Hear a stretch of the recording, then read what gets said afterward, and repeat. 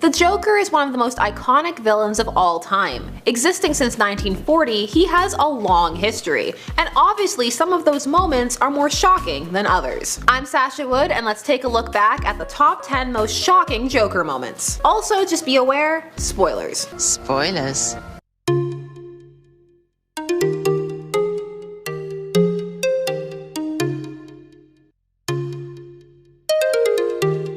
Number 10. 3 Jokers. At the time of this recording, there are 3 Jokers, and they are 3 different men. This seems to have been done to explain the extremely different personalities and actions exhibited by the Joker as opposed to the multiple personality theory. Also, there's just a lot happening with the timelines right now. So these 3 Jokers are New 52 Joker, who as of Rebirth has a new, more hipster-esque character design, the Joker from the Killing Joke era, and Joker from the Golden Age era. So why is this shocking or controversial? Well, it kind of derails the whole idea of Batman and the Joker as these 2 men locked in combat, total opposites drawn to each other, even as they repel. Having 3 separate men for some fans just throws that whole dynamic off. But as always, comics are ever changing, so calm down, let's see where it's going, and they'll probably be just down to 1 again soon anyway. Going a bit further back in time at number 9, with the casting of Heath Ledger. When The Dark Knight was announced, everyone was excited to hear that fan favorite villain the Joker would be in the film, but Alec Keaton, enthusiasm dimmed when they heard Heath Ledger would be playing the character. People thought that the casting of a previously essentially teen icon was a poor choice,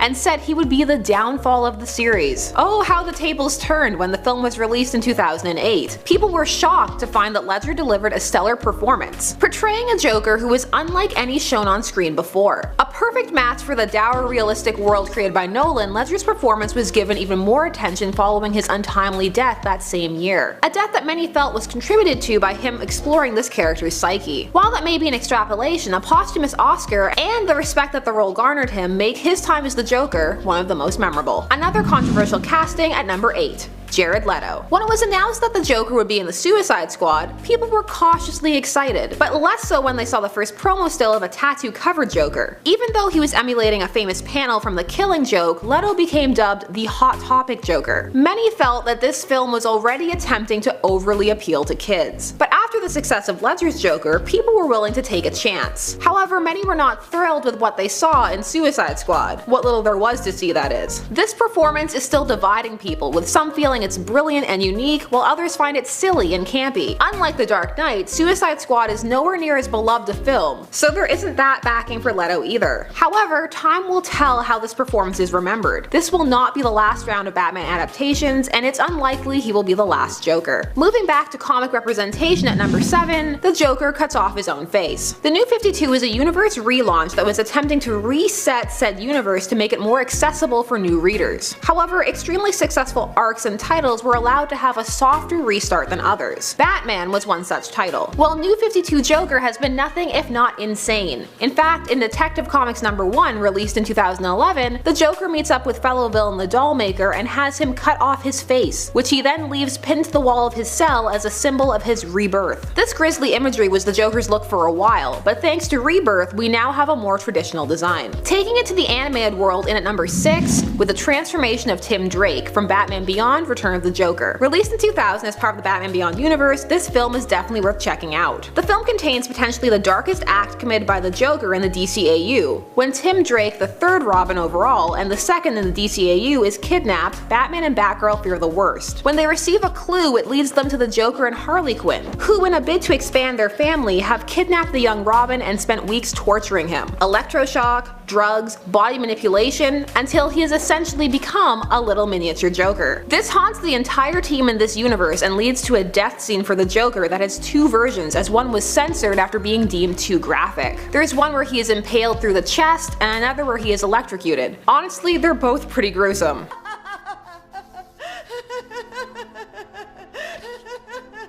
It made viewers have to confront the idea of how far is too far, which wasn't something really asked before in the DCAU, but as it darkened, the questions got harder. It's a good movie with some great scenes. Check it out. Believe it or not, those were only minor spoilers. More violence in at number 5, when the Joker shoots Dick Grayson. Nowadays, the Joker shooting someone may seem a little tame, or even expected, but in 1987, it was still new territory. In the post-Infinite Crisis era of comics, Dick Grayson made the leap from sidekick to a hero in his own right, becoming Nightwing. But how did this happen? An explanation was provided in Batman number 408, released in 1987, which detailed how during a routine takedown of the Joker, the Clown Prince of Crime shot Robin, who was attempting to sneak up behind him. The shot was through the shoulder and highlighted for Batman the danger he had essentially put his son into. As a result, he fired him, which prompted Dick to leave and find his own way, and created a rift between the former partners. So in a way, the Joker can be thanked for spawning one of DC's more popular, recent-ish heroes, in Nightwing.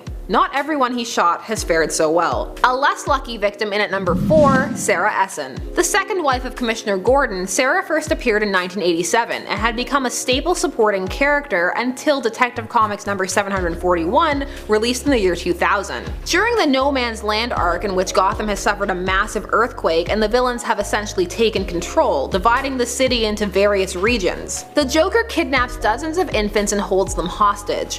When Sarah arrives and corners him at gunpoint, he tosses one of the babies to her, which she instinctively reaches out to catch, dropping her gun, which allows him to retrieve it and shoot her in the head. In a rare moment for the Joker, he doesn't find any humor in this, and in fact leaves the room frowning and actually turns himself in right after. This is a move that has perplexed many fans, but that some take as a rare instance of self-awareness. However, he bursts out laughing when in a rage Gordon shoots him in the leg, prompting him to say he'll never walk again, which he then finds hysterical as he had previously shot Barbara Gordon, crippling her. More Barbara controversy in at number 3. The variant cover for Batgirl number 41. This cover was pulled at the artist Raphael Albuquerque's request after fan backlash. The cover depicted the Joker in an outfit reminiscent of the one he shot Barbara in, holding a gun over a terrified looking Batgirl with a smile smeared on her face and what appears to be blood. While it was meant to be an homage to a classic moment, many fans felt that it was sexist and condoned violence against women, which then spawned a backlash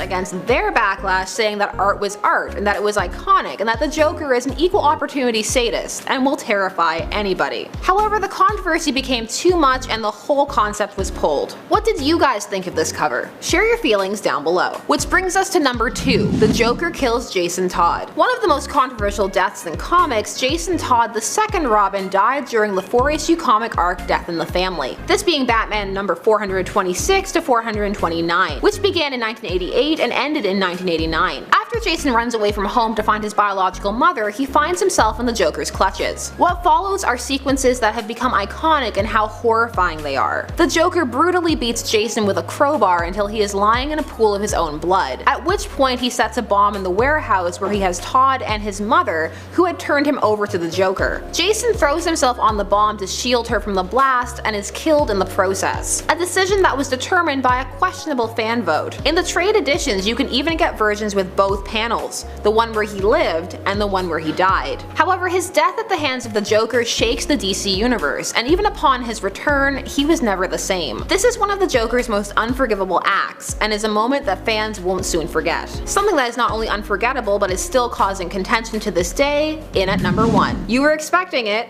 It's the Joker shoots Barbara Gordon. The Joker cripples Barbara Gordon in an attempt to drive her father insane. This action ended her career as Batgirl until the New 52. The Killing Joke was released in 1988 and was written by Alan Moore, and it's considered by many a must-read regardless of whether you're a Batman fan or not. It's also unique in the annals of comics in that it was not necessarily meant to be canon, but many elements of it were taken as such. Barbara's paralysis was one such moment. While some found it an acceptable narrative move, others felt it was poor writing that hurt a key character and didn't give her any agency in the story. Others argue it wasn't a story about her and any side character is a potential casualty. Case in point, Jason Todd. The controversy was addressed in later comics by having Barbara call out Batman for laughing with his arch nemesis while she was laying in a hospital bed crippled, and ultimately the incident led to her becoming Oracle, a beloved character who became a symbol for those with disabilities. Oracle knew everything. She was the linchpin of not only the Batman team, but the Birds of Prey, to the point that when her paralysis was reversed in the New 52, people were upset about that. However, this controversy persists, and when The Killing Joke was adapted into a film, there were huge debates as to how this scene should be handled, or if it was even appropriate to adapt at all. Because of this, people still can't agree on whether this was a good movie or not, but we can all agree that that Batman-Batgirl sex scene was weird.